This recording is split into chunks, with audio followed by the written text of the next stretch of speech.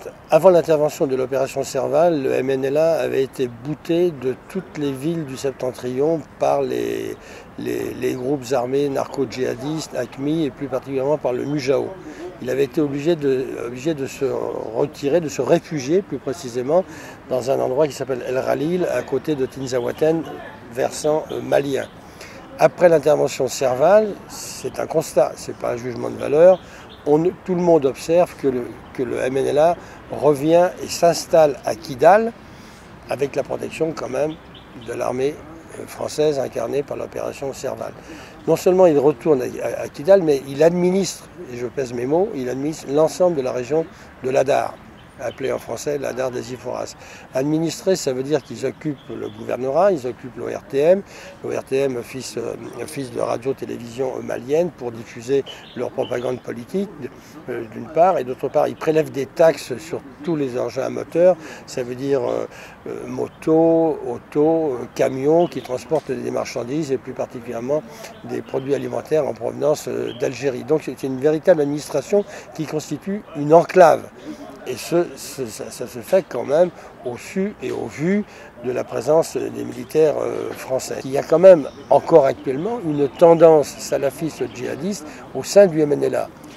Je ne sais pas si elle est majoritaire, mais elle existe. Il y a aussi une autre tendance qui est une tendance de narcotrafic. Tout le monde le sait, donc il faut le mentionner. Une troisième tendance qui, j'ose l'espérer, est un peu plus dans le politique au sens noble du terme.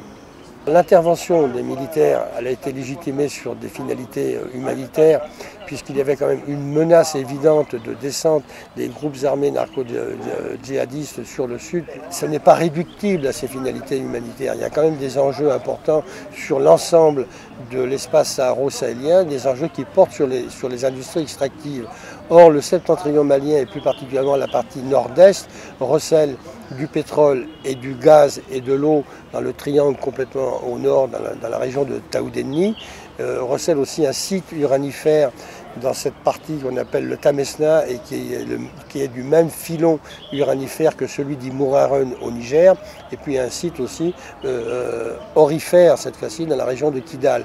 Tous ces sites sont dans des situations de ressources prometteuses, mais pour l'heure, aucune n'est en situation d'exploitation.